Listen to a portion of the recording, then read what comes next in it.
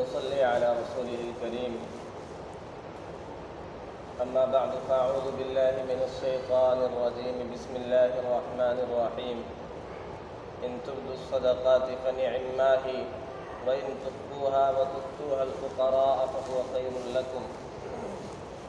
صدق الله العظيم. لائق سب احترام بزرگوں اور دوستوں،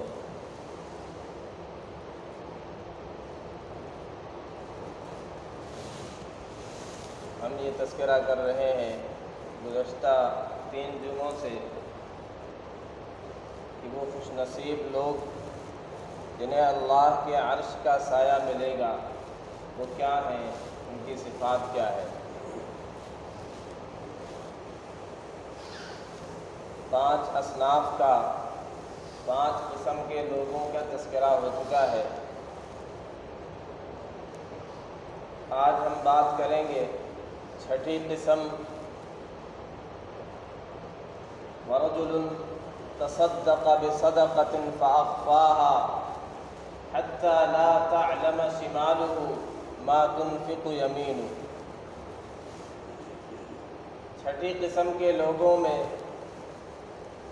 وہ اشخاص شامل ہیں کہ جو اس انداز سے صدقہ کرتے ہیں، ایسے مخفی طریقے سے، ایسے پوشیدہ طریقے سے، اتنا زیادہ چھپا کر کے کہ وہ جب دائیں ہاتھ سے دیتے ہیں تو ان کے بائیں ہاتھ کو بھی ہوا نہیں لگتی ہے، پتہ نہیں چلتا ہے۔ ایک ہاتھ ان کا دیتا ہے، ان کا دوسرا ہاتھ اس سے بے خبر ہوتا ہے، ان کے جسم کو ہی اس کا احساس نہیں ہوتا ہے۔ مطلب یہ ہے کہ حد سے زیادہ اہتمام کرتے ہیں کہ چھپا کر کے صدقہ دیں، دکھلائیں نہ۔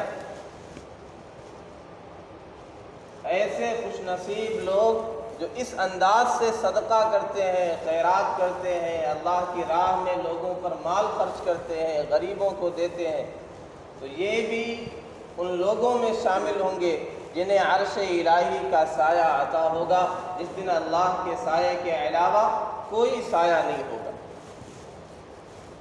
اللہ تبارک و تعالی ہمیں بھی ان خوش نصیب بندوں میں شامل فرمائے۔ صدقہ ایک بڑا وسیع مفہوم رکھتا ہے۔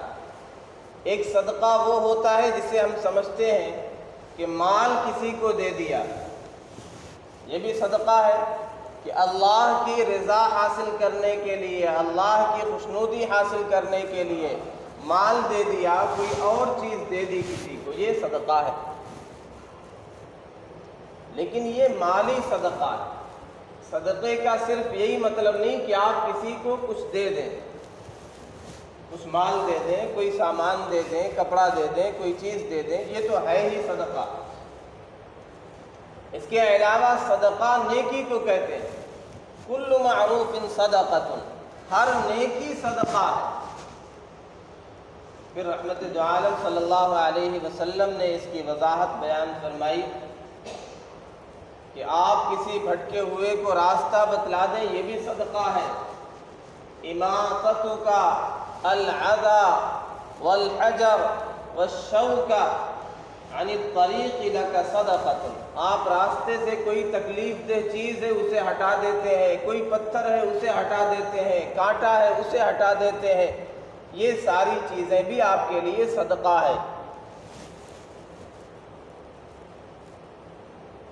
اسی طرح آقا صلی اللہ علیہ وسلم نے ارشاد فرمایا امرک بالمعروف لک صدقۃ، بھلی بات کا، اچھائی کا حکم کرتے ہیں کسی کو، یہ بھی صدقہ ہے۔ وَنَهْيُكَ عَنِ الْمُنْكَرِ لَكَ صَدَقَةٌ، برائی سے کسی کو روک دیتے ہیں، یہ بھی آپ کے لیے صدقہ ہے۔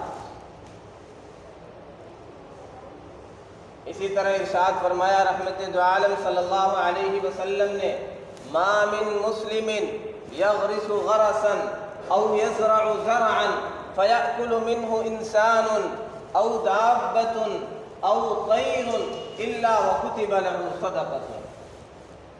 کوئی مسلمان کوئی پودا لگاتا ہے، درخت لگاتا ہے، کھیتی کرتا ہے، پھر اس کھیتی میں سے، اس پودے میں سے کوئی انسان کھاتا ہے، فائدہ اٹھاتا ہے، کوئی جانور کھاتا ہے، کوئی پرندہ کھاتا ہے، یہ ساری چیزیں انسان کے لیے صدقے میں لکھی جاتی ہیں۔ کوئی چور چوری کر لیتا ہے تو بھی اس کے لیے صدقے میں لکھی جاتی ہے۔ تو صدقہ ایک بڑا وسیع مفہوم رکھتا ہے، تو ہر نیکی ہمارے لیے صدقہ ہے۔ کسی بھٹکے ہوئے کو راستہ دکھلا دینا، کسی بے کپڑے شخص کو، عاری شخص کو، ننگے شخص کو کپڑا پہنا دینا، کسی بیمار کی عیادت کر دینا، کسی مظلوم کو سہارا دے دینا، جتنے خیر کے کام ہیں ساری چیزیں صدقے میں آ جاتی ہیں۔ صدقہ اتنا وسیع مفہوم رکھتا ہے۔ لیکن ظاہر ہے جس حدیث کا ہم تذکرہ کر رہے ہیں، جس بیک گراؤنڈ اور پس منظر میں ہم بات کر رہے ہیں، یہاں مالی صدقہ مراد ہے کہ آدمی نے کچھ دیا اس خفیہ طریقے پر کہ کسی کو پتہ نہیں چلا، حتیٰ کہ اس کے بائیں ہاتھ کو بھی پتہ نہیں چلا۔ صدقہ دو طرح کا ہوتا ہے، ایک واجب اور فرض ہے، اور ایک نفلی صدقہ ہے۔ ایک تو فرض ہے جسے ہم زکوٰۃ کہتے ہیں، اسے بھی صدقہ کہہ دیا جاتا ہے۔ انما الصدقات للفقراء والمساکین والعاملین علیہا والمؤلفۃ قلوبهم وفی الرقاب والغارمین وفی سبیل اللہ وابن السبیل۔ یہ زکوٰۃ کے مصارف بیان کیے گئے، کسے کسے دینا ہے، تو زکوٰۃ کو بھی صدقہ کہہ دیا جاتا ہے۔ یہ تو فرض ہے، ضروری ہے۔ ایک ہے صدقات واجبہ، جیسے صدقۃ الفطر ہے، یہ واجب ہے۔ اسی طرح کسی نے منت مانی کہ میرا فلاں کام ہو جائے تو میں اللہ کی راہ میں اتنے پیسے دوں گا، فلاں مدرسے میں، فلاں مسجد میں، فلاں یتیم کو، تو یہ بھی صدقہ واجب ہو جاتا ہے۔ تو یہ دو واجب صدقات ہیں، ایک تو زکوٰۃ ہے وہ ضروری ہے، اس کے علاوہ صدقۃ الفطر اور منت جو مانی تھی، جو نظر مانی تھی، یہ صدقات واجب ہے اور یہ مستحقین کو ہی پہنچائے جائیں گے۔ اس کے علاوہ جو کچھ آپ دیتے ہیں، خرچ کرتے ہیں، وہ نفلی صدقات میں آتے ہیں۔ اور نفلی صدقہ اس میں ضروری نہیں کہ آپ غریب ہی کو دیں، اپنے والدین پر خرچ کریں، یہ بھی افضل صدقہ ہے۔ بیوی پر خرچ کرتے ہیں، یہ بھی صدقہ ہے۔ اولاد پر خرچ کرتے ہیں، یہ بھی صدقہ ہے۔ کسی اپنے کو دیتے ہیں، یہ بھی صدقہ ہے۔ غیر کو دیتے ہیں، دشمن کو دیتے ہیں، یہ بھی صدقہ ہے۔ بلکہ ایسا شخص جو آپ کے حوالے سے دل میں کڑھن رکھتا ہے، آپ کے خلاف سازشیں کرتا ہے، آپ اسے دیں، یہ افضل صدقہ ہے۔ تو یہ بڑا وسیع مفہوم ہے۔ ہم یہ سمجھتے ہیں کہ صدقہ صرف وہی ہے جو ہم عید کے دن دیتے ہیں، صدقۃ الفطر ہے، یا جو واجب صدقات ہیں اسے ہی ہم صدقہ سمجھتے ہیں۔ اس کے علاوہ نفلی صدقات عام طور پہ لوگ نہیں سمجھتے، وہ کسی کو بھی دیا جا سکتا ہے۔ بہرحال یہ تو تقسیم ہو گئی صدقات واجبہ اور صدقات نافلہ کی۔ صدقات نافلہ آپ کسی کو بھی دے سکتے ہیں۔ صدقہ انتہائی محبوب ترین عبادت ہے اللہ کی نگاہ میں۔ صدقہ اس کے بے شمار فوائد ہیں۔ رحمت دو عالم صلی اللہ علیہ وسلم نے ارشاد فرمایا کہ یہ اللہ کی رضا کا ذریعہ ہے، اللہ کی ناراضگی کو دور کرنے کا ذریعہ ہے۔ خاص طور پہ جو خفیہ صدقہ ہوتا ہے، چھپا کر کے صدقہ کیا جاتا ہے، ارشاد فرمایا صدقۃ السر تطفئ غضب الرب۔ چھپا کر کے صدقہ کرنا، پوشیدہ طور پہ کسی کو کچھ دے دینا، یہ اللہ کے غصے کو ٹھنڈا کرنے والی چیز، اللہ کے غضب کو دور کرنے والی چیز، اللہ کی ناراضگی کو ختم کرنے والی چیز۔ اسی طرح صدقہ بیماریوں کو دور کرتا ہے۔ رحمت دو عالم صلی اللہ علیہ وسلم نے ارشاد فرمایا داؤ مرضاکم بالصدقہ، اپنے بیماروں کا علاج کیا کرو صدقات کے ذریعے سے۔ اسی طرح صدقہ آگ سے بچنے کا ذریعہ ہے، دوزخ سے بچنے کا ذریعہ ہے۔ ارشاد فرمایا رحمت دو عالم صلی اللہ علیہ وسلم نے، اتقوا النار ولو بشق تمرۃ، آگ سے بچو چاہے ایک کھجور کی گٹھلی صدقہ کر کے بچو۔ تو صدقہ آگ سے بھی بچانے کا ذریعہ ہے۔ صحیح بخاری کی روایت ہے، رحمت دو عالم صلی اللہ علیہ وسلم نے ارشاد فرمایا کہ اریت النار فاذا هي اکثر اهلها النساء، مجھے دوزخ دکھلائی گئی، میں کیا دیکھتا ہوں کہ اس میں عورتوں کی تعداد بہت زیادہ ہے۔ آپ نے ارشاد فرمایا یکفرن، وہ انکار کرتی ہیں، وہ کفر کرتی ہیں۔ صحابہ حیران ہوئے، ایکفرن باللہ، کیا اللہ کا انکار کرتی ہیں؟ آپ نے ارشاد فرمایا نہیں، اللہ کا انکار نہیں کرتی ہیں۔ یکفرن العشیرہ ویکفرن الاحسان، یہ شوہروں کی ناشکری کرتی ہیں اور احسان کی ناشکری کرتی ہیں۔ یہ دو غلط عادتوں کی وجہ سے یہ دوزخ میں زیادہ ہوں گے۔ پھر آپ نے وضاحت بیان کی کہ اگر ان میں سے کسی ایک کے ساتھ ایک زمانے تک، ایک مدت تک احسان کیا جائے، پھر یہ تم سے کوئی ایسی چیز دیکھ لیں جو ان کی طبیعت کے خلاف ہے، کبھی فرمائش نہیں پوری ہوئی، تو بس کیا کہیں گے، ما رأیت منک خیرا قط، آج تک مجھے تو کچھ ملا ہی نہیں، میں نے تمہارے یہاں آج تک کوئی خیر دیکھا ہی نہیں، میں جب سے تمہارے یہاں آئی ہوں مجھے کیا ملا ہے؟ دو لیتڑے ہیں، دو چیتڑے ہیں، دو ٹھیکرے ہیں، دو برتن ملے ہیں، دو کپڑے ملے ہیں، دو بستر ملے ہیں، اس کے علاوہ دیا ہی کیا ہے؟ میری تو قسمت پھوٹی تھی، اس طرح کے جملے ہوتے۔ تو ایک مدت تک آدمی احسان کرتا رہے، ساری فرمائشیں پوری کرتا رہے، ان کے نفقے کو برداشت کرے، ان کے لباس کو اچھا کرے، ان کے کھانے کو اچھا کرے، ان کی ضروریات کا انتظام کرے، کبھی کوئی غلطی ہو جائے، کوتاہی ہو جائے تو ساری محنتوں پر پانی پھیر دیا جائے۔ تو فرمایا اس وجہ سے بھی دوزخ میں کثرت سے ہوں گے۔ آپ نے آگے کہا اس لیے تم صدقہ کیا کرو، تو یہ دوزخ سے بچنے کا ذریعہ ہے صدقہ۔ صدقہ کرنا، خیرات کرنا، سخاوت کرنا، دریا دلی کا مظاہرہ کرنا، یہ انبیاء کرام علیہم الصلاۃ والتسلیم کی شان ہوتی ہے، ان کا شیوا ہے، ان کی فطرت ہوا کرتی ہے۔ سیدنا ابراہیم علیہ السلام کی زندگی دیکھیں، کیسے دریا دل تھے، کیسے سخی اور فیاض تھے، کبھی تنہا کھانا ہی نہیں کھاتے، انتظار کرتے تھے کوئی آ جائے، کوئی مہمان آ جائے، اس کے ساتھ بیٹھ کر کے کھانا کھایا کرتے، تنہا کھانا گوارا ہی نہیں تھا۔ اور فرشتے جب آئے تو فوراً جا کر کے بغیر پوچھے کھانا کھا کر کے آئے ہیں یا بھوکے آئے ہیں، کھانا لاؤں کہ نہیں لاؤں، جو کھلانے والا ہوتا وہ سارے سوالات نہیں کرتا ہے، وہ تو جو ہے وہ پیش کر دیتا ہے۔ اس کی یہ کوشش ہوتی ہے کسی طرح یہ کچھ کھا لیں۔ انہوں نے فوراً بغیر پوچھے، کوئی سوال کیے ہوئے بغیر لا کر کے بھنا ہوا بچڑا سامنے پیش کر دیا۔ بعد میں پتہ چلا یہ تو کھاتے نہیں، یہ فرشتے ہیں۔ تو یہ انبیاء کا شیوا ہوتا ہے۔ رحمت دو عالم صلی اللہ علیہ وسلم کے بارے میں آتا ہے، اصدق الناس اجود الناس صدرا، سب سے زیادہ سخی دل تھے۔ ایک ہے سخاوت کر دینا، پیسہ دے دینا، ایک یہ دل کے اعتبار سے سخی ہونا۔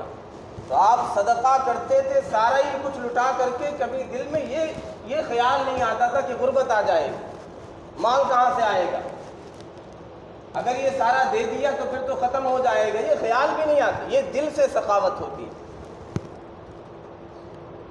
سب سے زیادہ کائنات میں آپ سخی تھے، اور رمضان میں آپ کی سخاوت اور زیادہ بڑھ جایا کرتی تھی، حتیٰ کہ تیز آندھی سے بھی زیادہ تیز آپ سخاوت کیا کرتے تھے۔ صحابہ کرام رضوان اللہ علیہم اجمعین کی زندگیاں ہمارے سامنے، سارے صحابہ بہت زیادہ اللہ کی راہ میں خرچ کرنے والے، صدقہ کرنے والے، خیرات کرنے والے۔ سیدنا ابو بکر صدیق رضی اللہ عنہ، ان کے بارے میں ہم سب جانتے ہیں، جب اعلان ہوا چندے کا تو سارا گھر کا جو کچھ تھا سارا ساز و سامان اٹھا کر کے لے آئے۔ سیدنا عمر رضی اللہ عنہ، سیدنا علی رضی اللہ عنہ، سیدنا عثمان غنی رضی اللہ تعالی، سب کی سخاوت مشہور ہے۔ قرآن میں آیت اتری، لن تنالوا البر حتى تنفقوا مما تحبون، تم جب تک اپنی محبوب چیز اللہ کے راستے میں خرچ نہیں کرو گے پھر کو نہیں پا سکتے۔ کامل نیکی کو تم پا ہی نہیں سکتے جب تک اپنی محبوب چیز اللہ کی راہ میں خرچ نہ کرو۔ صحابہ نے دیکھا کسی کے نزدیک اس کا باغ سب سے زیادہ محبوب ہے، یا رسول اللہ یہ باغ میرے لیے سب سے زیادہ پسندیدہ اور محبوب ہے، یہ اللہ کی راہ میں صدقہ ہے، یہ میں خرچ کرتا ہوں۔ سیدنا عمر رضی اللہ تعالی عنہ فرماتے ہیں کہ خیبر میں ایک زمین مجھے ملی، وہ انتہائی محبوب اور پسندیدہ تھی، لہذا میں وہ اللہ کے راستے میں صدقہ کرتا ہوں، خرچ کرتا ہوں۔ کسی کو انگور بہت زیادہ محبوب ہے تو وہ انگور صدقہ کر رہے ہیں۔ اور ہمارے یہاں کیا مزاج ہے، ہمارے معاشرے میں اللہ کے راستے میں وہ چیزیں ہم دیتے ہیں جو عام طور پہ یوز لیس ہو جاتی ہے، ہمارے استعمال کے لائق نہیں رہتی، اللہ ماشاء اللہ ہر کسی کی بات نہیں ہے۔ مدرسے میں پڑھنے کے لیے اسی بچے کو بھیجیں گے جو 3rd کلاس کا ہو، جو ذہنی اعتبار سے سب سے زیادہ کمزور ہو، جسمانی اعتبار سے معذور ہو۔ تو اللہ کے راستے میں وہی ساری چیزیں دی جاتی ہمارے معاشرے میں جو ایک دم 3rd کلاس کی۔ یہاں تو مطالبہ ہے سب سے زیادہ محبوب اور پسندیدہ چیز یہ اللہ کے راستے میں خرچ کرنی ہے۔ تمہارا جو مال سب سے زیادہ محبوب ہو وہ اللہ کے راستے میں دو۔ جو لڑکا تمہیں لگتا ہے کہ سب سے زیادہ ذہین ہے، ٹیلنٹڈ ہے، اسے اللہ کے راستے میں لگاؤ، اسے دین حاصل کرنے کے لیے لگاؤ، اسے قرآن حاصل کرنے کے لیے لگاؤ، اس کو آپ پریفر کرو، اسے ترجیح دو۔ صحابہ کرام رضوان اللہ علیہم اجمعین کی یہ شان تھی۔ سیدہ عائشہ رضی اللہ عنہا کے بارے میں آتا ہے، سیدنا معاویہ رضی اللہ تعالی عنہ انہوں نے 1,00,000 درہم ان کے پاس بھیجے۔ حضرت بریرہ رضی اللہ عنہا فرماتی ہیں انہوں نے تقسیم کرنا شروع کیا، فقراء مدینہ میں بانٹنا شروع کیا۔ فرماتی واللہ من تصف النہار حتی تفرق فی فقراء المدینہ حتی تفرق کلہا فی فقراء المدینہ۔ فرماتی آدھا دن نہیں ہوا تھا کہ وہ سارا کا سارا 1,00,000 درہم وہ سب کچھ فقراء مدینہ میں تقسیم کر دیا، کچھ بھی نہیں رکھا اپنے لیے۔ حضرت بریرہ رضی اللہ عنہ فرمانے لگی کہ اگر 1 دینار رکھ لیا ہوتا تو اس سے افطار کے لیے آج گوشت خرید لیتے۔ فرمانے لگی اگر پہلے بتایا ہوتا تو مجھے یاد رہتا، پھر میں یہ کر لیتی، اگر یاد دلایا ہوتا تو کرتی۔ اپنے افطار کا بھی خیال نہیں ہے کہ ہمیں کیا کرنا، افطار کیسے کریں گے۔ عصر کے وقت کوئی سائل آ گیا، سیدہ عائشہ رضی اللہ عنہا نے کہا بریرہ فتشی، تفتیش کرو، تلاش کرو، گھر میں کچھ ہو تو اس سائل کو دے دو۔ وہ گئیں، انہوں نے دیکھا، کہا کچھ بھی نہیں، اس وقت ہمارے پاس کوئی چیز موجود نہیں۔ کہا جاؤ پھر سے دیکھو۔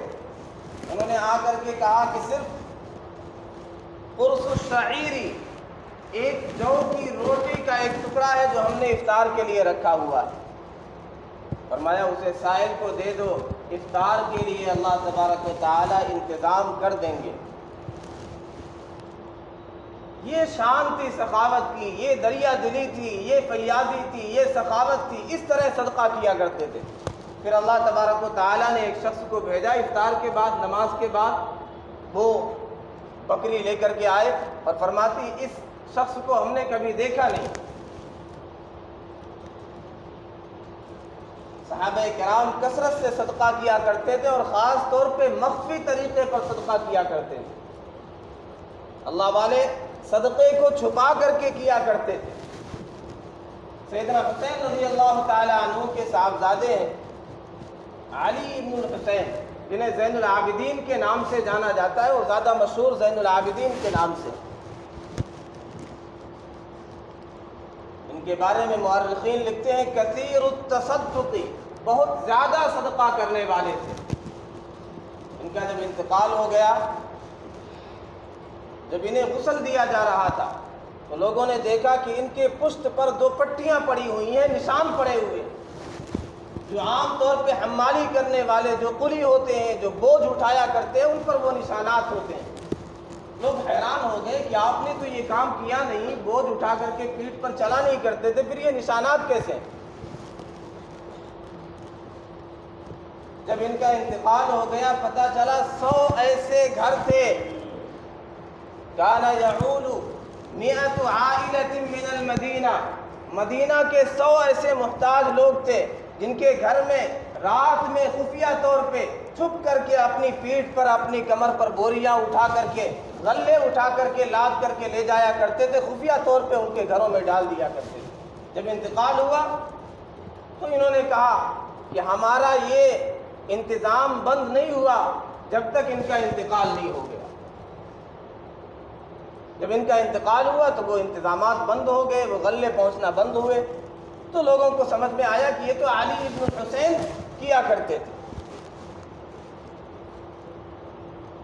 صدقہ کرتے ہیں اور خفیہ طور پہ چھپا کر کے، یہاں کسی نے معمولی چیز دے دی تو اس کے لیے ہنگامہ کرتے ہیں، پھر آگے ہم نے تو تمہیں وہاں دیا تھا، اتنا دیا تھا، کسی خادم کو دے دیا، کوئی ضرورت ہوئی، کوئی نوکر ہے کام کرنے والا دکان پہ، اسے دے دیا، تو پتہ نہیں کتنی سناتے ہیں۔ اللہ تعالیٰ کا ارشاد ہے، یا ایھا الذین آمنوا لا تبطلوا صدقاتکم بالمن والاذی، اگر کسی کو کچھ دے دیا کرو، صدقہ کر دیا کرو، خیرات کر دیا کرو، تو احسان جتلا کر کے، اسے تکلیف پہنچا کر کے اپنے صدقے کو باطل مت کیا کرو۔ یاد رکھو تم اللہ کو تو نہیں دے رہے ہو، تم کسی کو دے رہے ہو، فائدہ تو تمہیں ہی ملے گا۔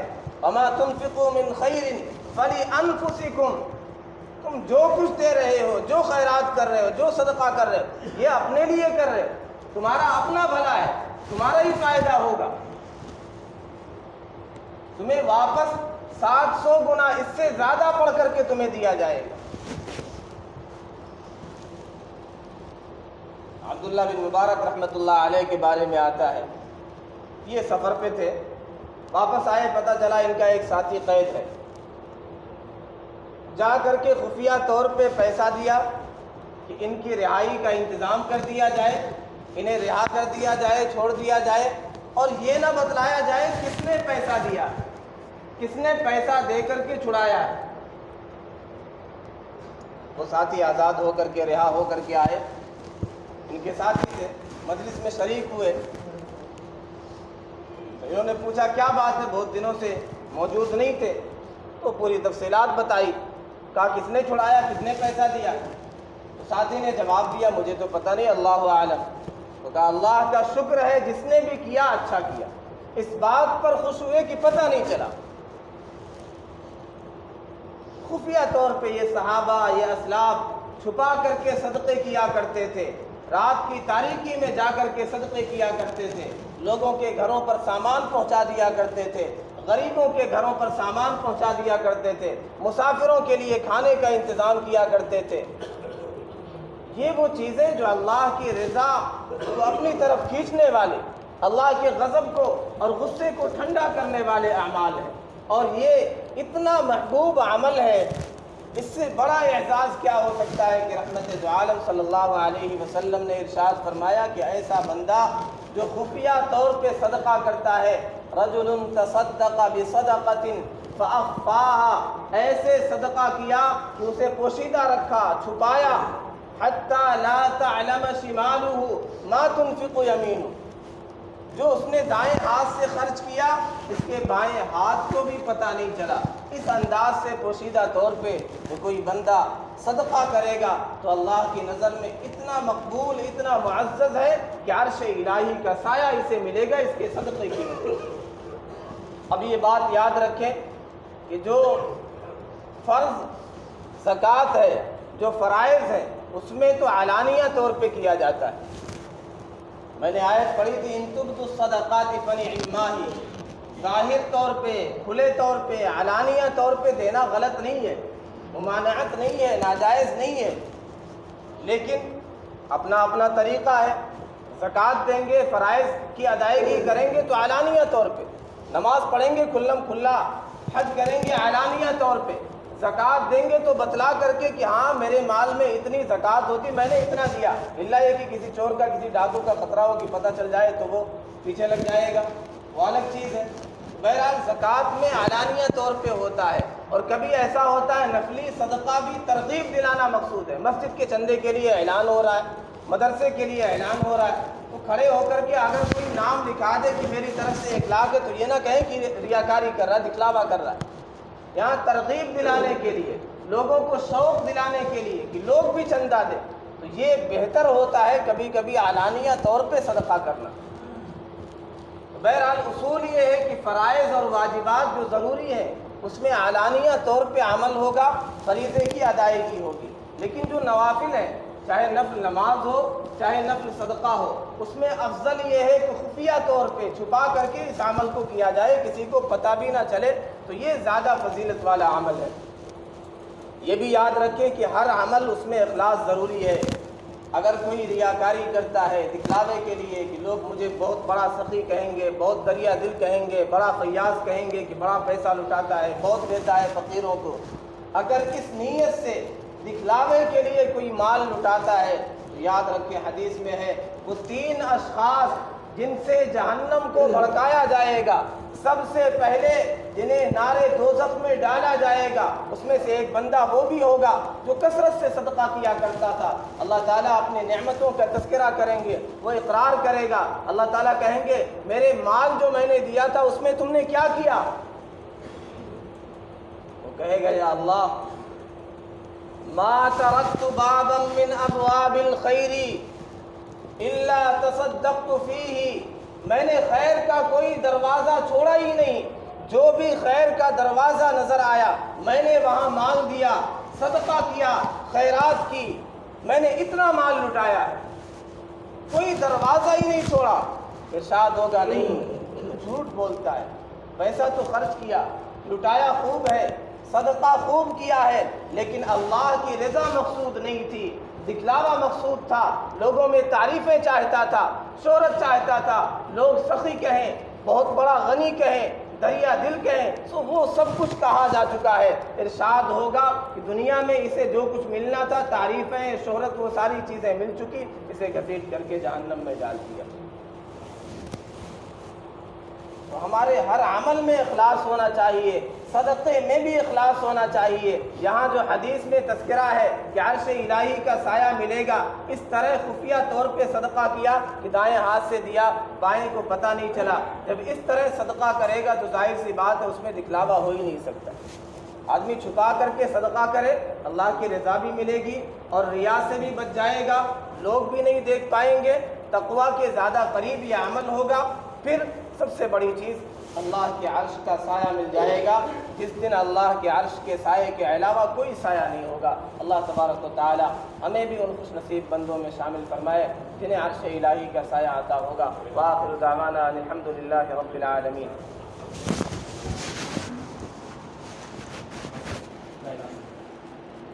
پرسنل اعلان نہیں ہوتا، اپنی ذات کے لیے اعلان مسجد میں کرنا، مسئلے کے اعتبار کرنا۔